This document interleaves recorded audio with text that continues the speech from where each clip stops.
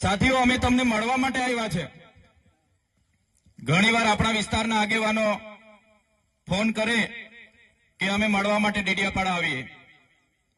ઘણીવાર કે અમારી આ રજૂઆતો છે, ત્યારે આજે નવા વર્ષના પહેલા દિવસે તમને બધાને મળીને પ્રકૃતિને પ્રાર્થના કરીએ છીએ કે આવનારું નવું વર્ષ સૌ માટે સુખ, શાંતિ, સમૃદ્ધિ સાથે સ્વચ્છ નિરોગી સૌને સ્વસ્થ નિરોગી આયુષ્ય પ્રદાન કરે એવી પ્રાર્થના કરીએ છીએ। સાથે સાથે તમે ને અમે બધા જાણીએ છીએ, હમણાં મંચસ્થ ટીનાભાઈએ કીધું કે ગુજરાતમાં આટલા ધારાસભ્ય છે 182, પણ એમાં આપણા ચૈતરભાઈ સાહેબ જ બોલે છે। પણ અહીં બેઠેલા તમામ યુવાનો, વડીલો, માતા બહેનોને હું અપીલ કરું છું, ઘણા આગેવાનોએ મને સાહેબ સાહેબ સાહેબ કરીને કારના બોલે છે, પણ હું કોઈ સાહેબ નથી। મને તમારો ભાઈ, તમારો દીકરો બનાવીને રાખશો તો ગમશે। મારે કોઈ સાહેબ ભાઈ બનવું નથી, મારે કોઈ મસીહા બસિયા બનવું નથી, મારે કોઈ સાહેબગીરી બનવું નથી। કેમ કે તમે મને સાહેબ બનાવશો તો તમારો ને અમારો અંતર વધી જશે, એટલે મને ભાઈ બનાવીને તમારે રાખવાનો છે। રાખશો ને બધા? સાથીઓ, હું તમને કહી દઉં, ગુજરાતમાં 27 બેઠકો આદિવાસીઓ માટે રિઝર્વ બેઠકો છે। એમાં તમારી છોટાઉદેપુરની પણ 3 આવી ગઈ, અમારી નર્મદાની પણ 2 આવી ગઈ, એમાં ડેડિયાપાડામાંથી હું ચૂંટાયેલો છું। તો 27 બેઠકો પર તો બીજી કોઈ જાતિવાળા લડતા નથી, લડે છે કોણ? આપણા આદિવાસી લોકો જ લડે છે। સાચી વાત છે કે ખોટી વાત છે? હા, પાર્ટીઓ અલગ અલગ છે, કોઈ ભાજપમાંથી લડે છે, કોઈ કોંગ્રેસમાંથી લડે છે, કોઈ આમ આદમી પાર્ટીમાંથી લડે છે, કોઈ બીટીપીમાંથી લડે છે, કોઈ ભારત આદિવાસી પાર્ટીમાંથી લડે છે, કોઈ સપામાંથી લડે છે, કોઈ બહુજન સમાજ પાર્ટીમાંથી લડે છે, પણ આખરે ચૂંટાઈને તો આદિવાસી જ વિધાનસભામાં જાય છે ને।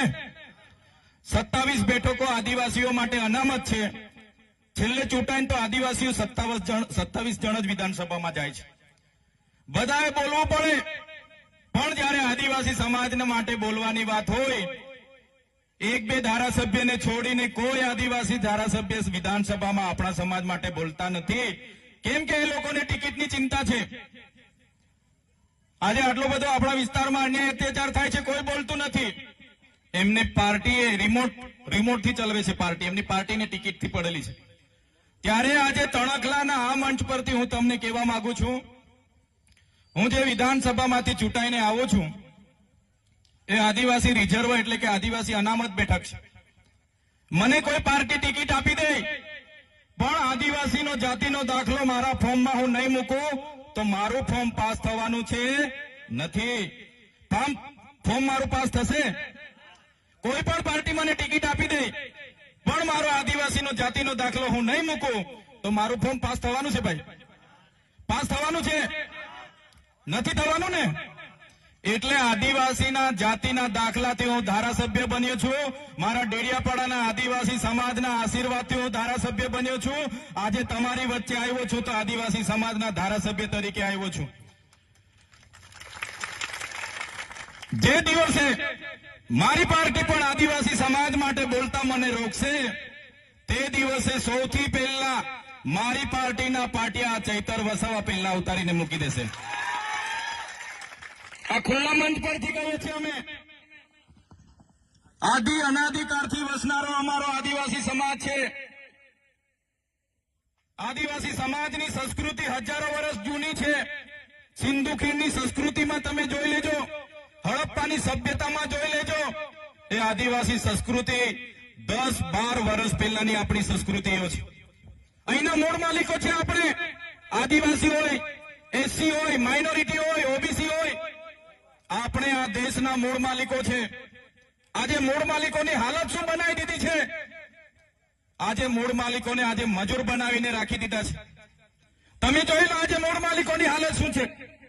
મેં નથી કહેતો, આપણું દેશનું બંધારણ કહે છે કે આદિવાસી આ દેશનો મૂળ માલિક છે। 5મી અનુસૂચિનું 243 આર્ટિકલ કહે છે, સુપ્રીમ કોર્ટ કહે છે કે આદિવાસી આ દેશનો માલિક છે। આર્ટિકલ 243 ક તમે વાંચી લેજો, આદિવાસીની જમીન કોઈ ત્રીજો વ્યક્તિ લઈ ન શકે, એમાં પ્રાવધાન છે। પેશા એક 1996 તમે વાંચી લેજો, 12નો વ્યક્તિ આદિવાસીઓમાં જમીન નહીં લઈ શકે। 73 ડબલ એ તમે જોઈ લો, આદિવાસીઓની જમીન બિન આદિવાસીઓ નહીં લઈ શકે. આટલા બધા સંવિધાનમાં પાવર આપ્યા છે. સંવિધાન અને સુપ્રીમ કોર્ટ કહે છે આદિવાસી એનો મૂળ માલિક છે. છતાં આજે મૂળ માલિકને આ સરકારોએ આજે મજૂર બનાવી દીધો છે. તમે જોઈ લો આપણો ઇતિહાસ. રામાયણ ઉઠાવીને વાંચી લેશો. સબરી ભીલનો જે ઇતિહાસ છે, નિષાદ રાજાની જે વાત આવે છે, એ કોણ હતા? એ ભીલ હતા. મહાભારત ઉઠાવીને વાંચી લેજો. એકલવ્ય જે અંગૂઠો કાપીને આપી દીધા ગુરુ દ્રોણાચાર્યને, કોણ હતા? એ આપણા આદિવાસી ભીલ હતા. તમે મહારાણા પ્રતાપનો ઇતિહાસ વાંચી લેજો. જ્યારે હલ્દી ઘાટીનું યુદ્ધ થયું, મહારાણા પ્રતાપના પોતાના ભાઈએ પણ એનો સાથ છોડી દીધો. ત્યારે પૂંજા ભીલે આખી સેના લઈને મહારાણા પ્રતાપ સાથે ઉભા હતા. એ આપણા આદિવાસી ભીલો હતા. તમે શિવાજી મહારાજનો ઇતિહાસ વાંચી લેજો.